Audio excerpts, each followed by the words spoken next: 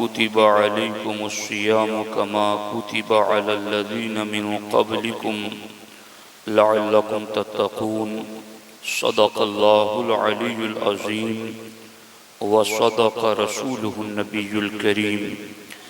انتہائی ادب و احترام کے ساتھ حضور سید المرسلین خاتم الانبیاء شفیع المذنبین رحمت للعالمین خاتم المعصومین راحت العاشقین صلی اللہ تعالی علیہ وآلہ واصحابہ وبارک وسلم کی بارگاہ میں اپنی غلامی کا ثبوت دیں اور جس طریقے سے میں پڑھا ہوں میرے ساتھ مل کر حضور دل کے ساتھ نذرانہ محبت پیش کریں۔ الصلاۃ والسلام علیک یا رسول اللہ، الصلاۃ والسلام علیک یا حبیب اللہ، الصلاۃ والسلام علیک یا نبی اللہ،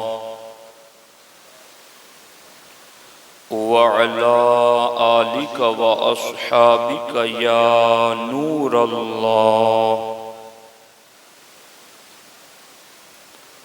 صلی اللہ تعالی علیہ وسلم۔ استقبال ماہ رمضان کے حوالے سے چند باتیں آپ کے سامنے رکھنا چاہتا ہوں۔ حکیم الامت مفتی احمد یار خان نعیمی علیہ الرحمہ ارشاد فرماتے ہیں، ماہ رمضان کی آمد پر خوش ہونا، ایک دوسرے کو مبارکباد دینا، یہ سنت ہے۔ اللہ کے رسول صلی اللہ علیہ وآلہ وسلم ماہ رمضان کی آمد پر خود مبارکباد دیا کرتے تھے۔ حضرت فاروق اعظم رضی اللہ تعالی عنہ نے اسی لیے ارشاد فرمایا، اس مہینے کو خوش آمدید ہیں جو ہمیں پاک کرنے والا ہے۔ پورا رمضان خیر ہی خیر ہے، چاہے دن کا روزہ ہو یا رات کا قیام۔ اس مہینے میں خرچ کرنا جہاد میں خرچ کرنے کے برابر درجہ رکھتا ہے۔ آپ اندازہ لگائیں کہ کیسا برکت والا مہینہ آ رہا ہے، جسے کھیت سے فائدہ اٹھانے کی امید ہوتی ہے، وہ موسم بہار کا پہلے سے انتظار کرتا ہے، اور موسم بہار آنے سے پہلے اس کی تیاری بھی کرتا ہے۔ ایک کسان، کھیتی باڑی سے تعلق رکھنے والا شخص موسم بہار کی آمد سے پہلے عمدہ بیج متعین کرتا ہے، اس کی دوائیں تجویز کرتا ہے۔ اسی طریقے سے فصل سے، کھیتی سے فائدہ اٹھانے والی کون کون سی چیزیں ہیں وہ سب اس پر غور و فکر کرتا ہے، پوچھتا ہے، مشورے لیتا ہے، چونکہ اس کی نگاہ میں کھیتی سے فائدہ اٹھانا مقصد ہوتا ہے۔ تو میرے پیارے بھائیوں، بزرگوں، ہمارے لیے بھی آخرت کی کھیتی دنیا ہے، اور اس آخرت کی کھیتی کا موسم بہار ماہ رمضان ہے، اور یہ ایسا موسم بہار ہے کہ جس میں نفل کا ثواب فرض کے برابر ہو جاتا ہے، اور فرض کا ثواب 70 یعنی 70 فرضوں کے برابر ہو جاتا ہے، جس میں مومن کی شان یہ ہوتی ہے کہ وہ سوتا ہے تو بستر بھی اس کے لیے دعائیں مغفرت کرتا ہے، برتن میں کھاتا ہے تو برتن دعائیں مغفرت کرتا ہے، اس کا ذکر الہی کرنا وہ تو بڑی عبادت ہے، اس کا سونا بھی اللہ کی تسبیح بن جاتا ہے۔ اس قدر زیادہ اجر و ثواب اس موسم بہار میں ملتا ہے، تو پھر کیوں نہ اس کی آمد سے پہلے ہم اس کی تیاری کریں، جس کی آمد پر جنت کے دروازے کھل جائے، جس کی آمد پر جہنم کے دروازے بند ہو جائیں، جس کی آمد پر شرکش شیاطین اور جن بیڑیوں میں جکڑ دیے جائے، ایسے موسم بہار کی آمد پر ہم خوشیوں کا اظہار کیوں نہ کریں؟ اللہ کے رسول علیہ السلام خود خوشی کا اظہار فرماتے تھے اور ایک دوسرے کو مبارکباد دیا کرتے تھے۔ اس سلسلے میں آپ دیکھیں کہ اللہ کے رسول علیہ السلام نے فرمایا کہ بے شک جنت کو ایک سال سے دوسرے سال تک ماہ رمضان کے استقبال کے لیے سجایا جاتا ہے۔ ماہ رمضان کے ویلکم کے لیے جنت کو سجایا جاتا ہے، جو خود سجی دجی ہے، جو خود سونے چاندی سے بنی ہوئی ہیں، مگر رمضان کی آمد پر پورا سال سجایا جاتا ہے کہ رمضان آنے والا ہے۔ ہمارے آقا فرماتے ہیں جب رمضان المبارک کی پہلی رات تشریف لاتی ہیں تو عرش کے نیچے سے ایک ہوا چلتی ہے، جس ہوا کو مسیرہ ہوا کہا جاتا ہے۔ جب وہ ہوا چلتی ہے جنت کی پہلی رات میں تو جنت کے پتے اور دروازوں کے پٹ ہلنے لگتے ہیں۔ جنت کے درختوں کے پتے اور دروازوں کے پٹ ہلنے لگتے ہیں، اور ان کے ہلنے سے اور ہوا چلنے سے ایسی دلکش آواز پیدا ہوتی ہے کہ اس سے زیادہ خوبصورت آواز کسی نے نہ سنی ہوگی۔ پہلی رات ہی پر جنت کو سجایا پورا سال جاتا ہے، اور پہلی رات آتی ہے تو ہوائیں چلتی ہیں، جنت کے دروازے ہلتے ہیں، درختوں کے پتے ہلتے ہیں۔ ہوائیں چلنے سے درختوں کے پتے اور دروازوں کے پٹ ہلنے سے ایسی خوبصورت آواز پیدا ہوتی ہے جو کبھی کسی نے نہ سنی ہوگی۔ جب یہ آواز جنت میں پھیلتی ہیں تو بڑی آنکھوں والی حوریں باہر نکلتی ہیں اور جنت کی بالکنیوں پر کھڑی ہو کر یوں پکارتی ہیں، کوئی ہے اللہ تعالیٰ کو پکارنے والا تاکہ اللہ تعالیٰ اس کی ہم سے شادی کرا دے۔ پھر وہ پوچھتی ہیں، اے رضوان جنت یہ کون سی رات ہے؟ تو حضرت سیدنا رضوان علیہ السلام لبیک کہتے ہوئے جواب دیتے ہیں، یہ ماہ رمضان کی پہلی رات ہے۔ غور کیجیے، یہ ماہ رمضان کی پہلی رات ہے۔ اللہ تعالیٰ نے فرمایا، اے رضوان جنت، جنت کے دروازے کھول دو، جہنم کے دروازے بند کر دو، اور اے جبریل زمین پر جاؤ اور شرکش شیاطین کو زنجیروں میں باندھ کر سمندروں میں ڈال دو تاکہ وہ میرے حبیب کی امت کے روزوں میں فساد نہ پیدا کریں۔ کتنا اہتمام ہو رہا ہے، کتنی تیاریاں ہو رہی ہیں۔ پھر اللہ تبارک و تعالی رمضان کی ہر رات میں ایک منادی کو 3 مرتبہ یہ ندا کرنے کا حکم دیتا ہے۔ کیا ہے کوئی مانگنے والا کہ جس کی مراد میں اسے عطا کروں؟ ہے کوئی توبہ کرنے والا کہ جس کی توبہ میں قبول کروں؟ ہے کوئی مغفرت چاہنے والا کہ جسے میں بخش دوں؟ اب ساتھیو ہمیں اور چاہیے کیا؟ مغفرت چاہیے، بخشش چاہیے، قبر کا چھٹکارا چاہیے عذاب سے، سختیوں سے، توبہ کی قبولیت چاہیے، مراد چاہیے، جو من چاہیے مراد ہو۔ اور یہ ساری باتیں رمضان کی ہر رات میں اللہ کی طرف سے ایک اعلان کرنے والا خود اعلان کرتے ہوئے کہتا ہے مراد مانگنے والا کہ اسے عطا کر دو، ہے بخشش مانگنے والا کہ بخشش عطا کر دو، ہے توبہ کرنے والا کہ اس کی توبہ قبول کر لوں۔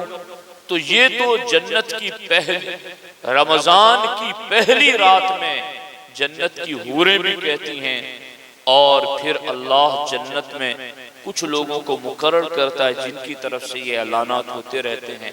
تو ایسا پاک مہینہ ہمارے درمیان آنے والا ہے جو روزوں کی برکت سے، اصل میں اس مفہوم کو سمجھنے کی ضرورت ہے کہ رمضان کے روزے اور پھر رات میں تراویح کا قیام یہ ہمارے باطن کو دھو دھو کے پاک کر دیتا ہے۔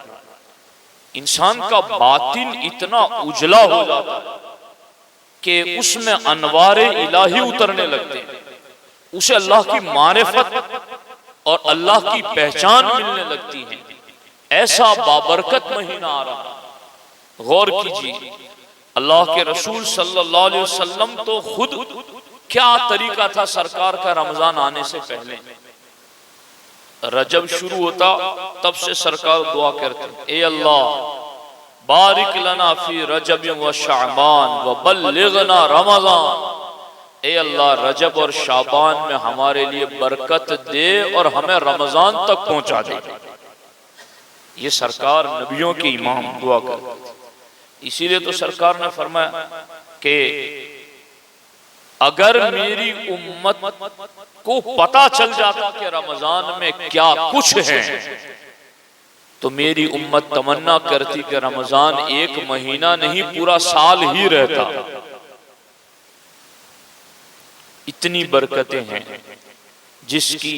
جس کے حوالے سے سرکار یہ دعا کرے، اللہ ہمیں رمضان تک پہنچا دے، اے اللہ ہمیں رمضان تک پہنچا دے، اے اللہ ہمیں رمضان تک پہنچا دے۔ نبیوں کی امام، معصوم نبی، جنت کا مالک جنہیں رب نے بنایا، وہ رمضان کی آمد کی تڑپ رکھتے ہیں، امت کو تعلیم دے رہے کہ تمہیں بھی انتظار کرنا ہے، تیاریاں کرنی ہے۔ اللہ کے رسول علیہ السلام کے بارے میں حدیث پاک میں آئے، اذا دخل شہر رمضان شد مئزرہ، کہ جب رمضان تشریف لاتا تو اللہ کے رسول عبادت الہی کے لیے کمر باندھ لیتے تھے۔ ہمارے یہاں ہے نا بھائی کمر کسلی،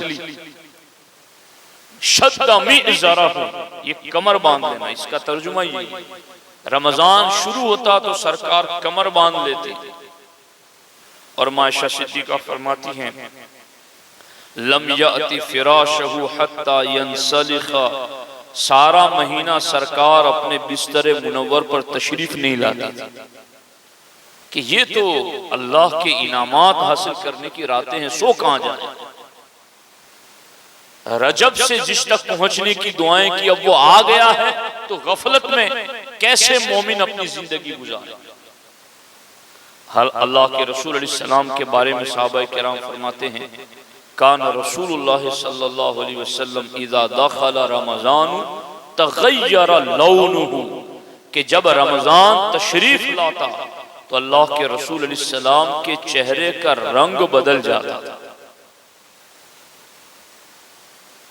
کہ اب اتنا بڑا مہینہ آ گیا ہے، اس کی ذمہ داریاں ادا کرنی، رنگ مبارک تبدیل ہو جاتا تھا۔ وَكَسُرَتْ صَلَاتُهُ، اور سرکار نمازوں کی کثرت فرماتے تھے۔ وَابْتَهَلَ فِي الدُّعَاءِ، اور گڑ گڑا کر دعا مانگتے تھے۔ وَأَشْفَقَ مِنْهُ، ان دعاؤں میں سرکار اللہ کی بارگاہ میں روتے گڑ گڑاتے۔ تو سرکار تو رمضان آتا تو چہرے کا رنگ بدل جاتا۔ یعنی آج ہم بھی اگر روزے رکھیں پھر راتوں کا قیام کریں تو ممکن ہے کہ ہمارے چہروں کی بھی کچھ رنگ بدل جائیں، کیونکہ وہ بھوک پیاس برداشت کرنا، پھر ہر قسم کی خواہش سے اپنے آپ کو بچانا اور پابندی سے فرائض ادا کرنا، اپنا پورا شیڈیول چینج کر دینا۔ جب کھانے کے لیے بندے کا دل نہیں تیار ہوتا اس وقت اٹھا کر کے اسلام کھلاتا، اب کھا لو۔ جب کھانے کا جی چاہتا ہے تب پورا دن بھوکا رکھتا ہے۔ تو ظاہر سی بات ہے چہرے کا رنگ تو تبدیل ہوگا ہی ہوگا، مگر اس میں کتنی بڑی بشارت ہے کہ یہ تو نبیوں کے امام کی سنت ہے۔ وَقَصُرَ صَلَاتُهُ، اور ایسا نہیں کہ روزہ رکھا ہے تو اب سویا ہی رہے گا، نمازیں نہیں پڑھے گا۔ وَقَصُرَ صَلَاتُهُ، سرکار رمضان میں کثرت سے نمازیں ادا کرتے تھے۔ وَابْتَهَلَ فِي الدُّعَاءِ وَأَشْفَقَ مِنْهُ، اور سرکار گڑ گڑا کر کے دعائیں مانگا کرتے تھے۔ تو یہ ماہ رمضان کی آمد پر ہمارے آقا علیہ السلام کا طریقہ تھا اذا دخل شہر رمضان اطلق کل اسیر واعطى کل سائل، جب ماہ رمضان آتا تو اللہ کے رسول علیہ السلام ہر قیدی کو آزاد بھی کرتے اور ہر منگتے کی جھولی بھر دیا کرتے تھے۔ یہ بھی ہمارے آقا علیہ السلام کی پاکیزہ سنت ہیں۔ تو دوستان محترم، آپ دیکھ رہے ہیں کہ کس قدر زیادہ برکتیں ہیں ماہ رمضان میں، لیکن اگر کوئی محروم شخص اس کا احترام نہیں کرتا ہے، روزوں کو چھوڑتا ہے، تو میرے آقا ارشاد فرماتے جس نے رمضان کے ایک دن کا روزہ بغیر رخصت اور بغیر بیماری کے نہ رکھا تو زمانے بھر کا روزہ بھی اس کی قضا نہیں ہو سکتا۔ وہ جو برکتیں رمضان کے روزے کی وہ پوری زندگی بھی رکھے روزے تو بھی وہ برکتیں نہیں مل سکتی جو رمضان کے روزے کی برکتیں۔ اب لوگوں کے حالات دیکھو، کتنی آسانی سے لوگ روزہ چھوڑ دیتے تھے۔ سرکار اعلیٰ حضرت کے بارے میں نے پڑھا، زندگی کا آخری سال تھا، اس کے بعد اس رمضان کے بعد آپ نے وصال فرمایا، تو سمجھ لو کہ بڑھاپا کتنا ہوگا۔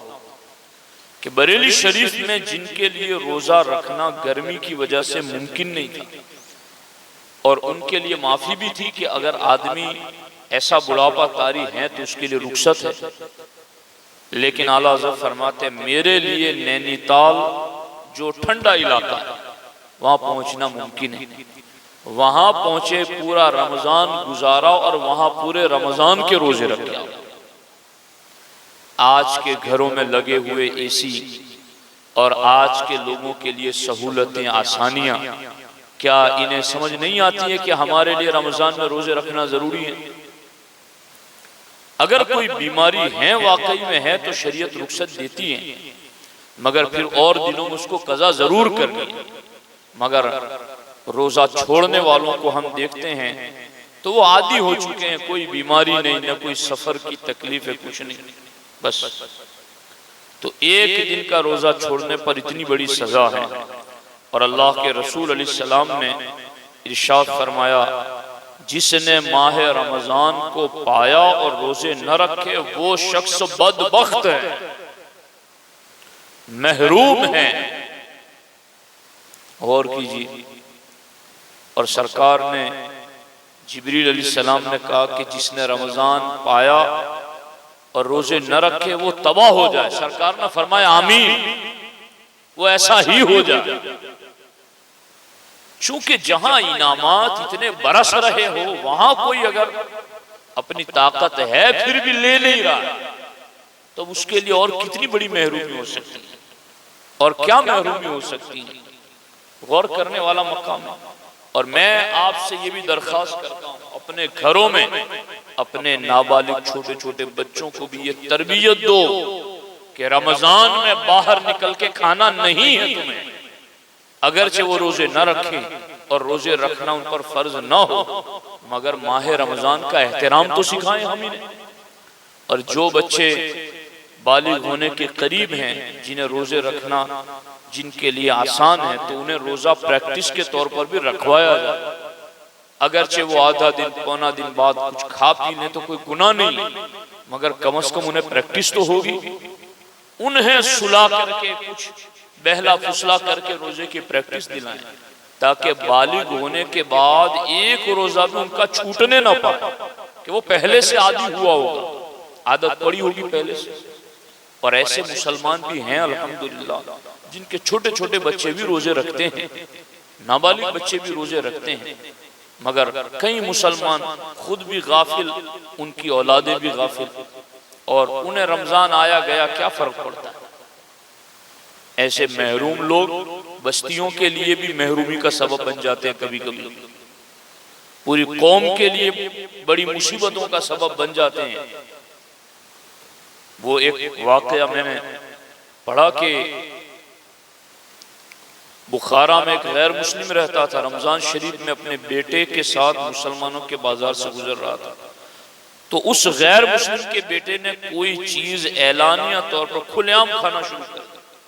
اس غیر مسلم نے جب دیکھا تو بیٹے کو تماچا مارا اور ڈانٹ کر کہا تجھے پتہ نہیں مسلمانوں کا ماہ رمضان چل رہا ہے اور بازار میں کھلے عام کھاتے ہوئے تجھے شرم نہیں آتی؟ لڑکے نے جواب دیا ابا جان آپ بھی تو رمضان شریف میں کھاتے ہیں۔ والد نے کہا میں مسلمانوں کے سامنے نہیں کھاتا، اپنے گھر کے اندر چھپ کر کھاتا تاکہ اس ماہ رمضان کی بے حرمتی نہ ہو۔ کچھ عرصہ بعد اس شخص کا انتقال ہو گیا۔ کسی نے خواب میں اس کو جنت میں ٹہلتے ہوئے دیکھا، اس غیر مسلم کو۔ تو پوچھا تو غیر مسلم تھا، جنت میں کیسے گیا؟ کہنے لگا واقعی میں غیر مسلم تھا، لیکن جب موت کا وقت قریب آیا تو اللہ تعالیٰ نے رمضان کے احترام کی برکت سے مجھے مرنے سے پہلے ایمان عطا فرما دیا اور میں ایمان کے ساتھ دنیا سے گیا اور رب نے مجھے جنت عطا کر دی۔ ایک غیر مسلم اگر رمضان کا احترام کر کے جنت پا سکتا ہے، ایمان پا سکتا ہے، تو ایک مسلمان عاشق رسول احترام کر کے کیا کچھ نہیں پا سکتا۔ اس لیے اس کی کوشش کیجیے۔ اب اس سلسلے میں روایتیں کئی ہیں، لیکن میں ابھی 2 دن پہلے لطائف اشرفی پڑھ رہا تھا، سرکار مخدوم پاک کی کتاب، تو اس میں ایک روایت مجھے بڑی دلچسپ ملی، وہ میں آپ کے سامنے رکھتا ہوں۔ حضرت سرکار مخدوم پاک ارشاد فرماتے ہیں کہ حضرت نظام الدین اولیاء کا ایک مرید کسی ایسے گاؤں میں رہتا تھا جو دہلی سے 2 منزل کی فاصلے پر تھا۔ حضرت نظام الدین اولیاء نے ہی اس کو اس گاؤں میں عبادت و ریاضت میں مصروف رہنے کے لیے کہا تھا کہ تجھے وہیں رہنا، عبادت و ریاضت میں مصروف رہنا۔ اتفاقاً جو سلوک کا راستہ ہوتا ہے، تصوف کا، طریقت کا، روحانیت کا راستہ ہوتا ہے، اس میں اس کو کچھ آگے رستہ نہیں مل رہا تھا، روحانیت میں اس کو کچھ آگے رستہ نہیں مل رہا تھا۔ تو اس وقفے کو دور کرنے کے لیے وہ حضرت محبوب الہی کے پاس آیا۔ پیر و مرشد تو ماہر ڈاکٹر تھے اس راہ کے، آپ نے اس کے درد کی دوا دی اور وہ وقفہ ختم ہو گیا۔ وہ مرید خوش اپنے گھر چلا گیا اور اپنے اوراد و وظائف میں پھر سے مشغول ہو گیا۔ چند منازل روحانیت کے راستے کے طے کرنے کے بعد پھر ایک حجاب آ گیا، راستہ آ گیا، پھر ایک پردہ پڑ گیا جس کی وجہ سے روحانیت میں آگے راستہ نہیں مل رہا تھا۔ حضرت محبوب الہی کی خدمت میں پھر حاضر آئے۔ حضرت محبوب الہی نے اپنی مہارت کی وجہ سے اس کا حال بہتر کرنے کی کوشش کی، لیکن مرتبہ اور مقصد حاصل نہیں ہوا۔ حضرت محبوب الہی نے بہت کوشش کی لیکن وہ مقصد حاصل نہیں ہوا۔ تو حضرت محبوب الہی نے دیکھا کہ اس کا درد دوا قبول نہیں کر رہا ہے۔ یہ لفظ محبوب الہی نے دیکھا کہ میں جو دوا کر رہا ہوں اس کی روحانیت کی، تو اس کا درد دوا قبول نہیں کر رہا ہے۔ تو آپ نے مرید سے فرمایا اب تدبیر صرف یہ ہے کہ صبر کر اور انتظار کر کے دروازے کھولنے والا رب خود تیرے لیے کوئی دروازہ کھولے۔ اب تو صبر کر، میں نے دوائی کی مگر وہ دوائی تیرے درد پر کام نہیں آ رہی، تو انتظار کر۔ تو بیچارہ مرید نامراد ہو کر، مایوس ہو کر اپنے گھر کی طرف واپس۔ دیکھو راستے کھلتے کیسے۔ اس راہ میں ہے نا بڑی آزمائشیں ہیں، بڑی آزمائش، اور جو جس آزمائش سے گزرتا ہے وہی جانتا ہے کہ کس پر کیا آزمائش ہے۔ اور جب وہ اس راہ کے مسافر ہوتے ہیں اور آزمائش آتی ہیں تو انہیں بولنے کی بھی پابندی ہوتی ہے کہ کہیں اس آزمائش میں کسی کو کہہ دیا تو یہ کہہ دینا ہی اجر ضائع ہونے کا سبب نہ بن جائے۔ کہا کیوں تو نے کسی سے؟ جب تیرا رازدار اللہ ہے تو تو نے کہا کسی اور سے کیوں؟ تو اب انہوں نے کہا کہ اب تو انتظار کر، صبر کر جب تک اللہ تعالیٰ دروازہ کھولے۔ جب وہ مایوس ہو کر گھر کی طرف گیا تو راستے میں ایک گاؤں تھا، وہاں ٹھہر گیا اور ایک مسجد میں آیا، اور اس مسجد کی چھت پر چند نوجوان بیٹھے خربوزہ کھا رہے تھے۔ جس مسجد میں یہ محبوب الہی کا مرید گیا، جس کے راستے نہیں کھل رہے تھے روحانیت ہو، اس نے دیکھا کہ راستے میں گاؤں ہے، گاؤں میں مسجد ہے، مسجد میں جاتا ہوں، نماز پڑھتا ہوں، پھر آگے جاؤں گا۔ مسجد میں گیا تو مسجد کی چھت پر چند نوجوان بیٹھ کر خربوزہ کھا رہے تھے۔ انہوں نے جب اس نوجوان صوفی کو دیکھا تو مذاق اڑاتے ہوئے اس پر خربوزے کے چھلکے پھینکنے شروع کیے۔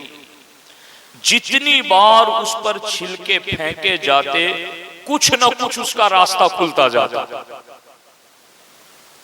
ایک چھلکا پھینکا تو ایک راستہ کھل گیا، مذاق اڑاتے ہوئے اس پر دوسرا چھلکا پھینکا، دوسرا راستہ کھل گیا، کچھ نہ کچھ راستہ کھلتا گیا، یہاں تک کہ اس کی تمام دشواریاں جو اسے درپیش تھی اور جو رکاوٹیں راہ سلوک کے طے کرنے میں سامنے آئی تھی سب کے سب دور ہو گئی۔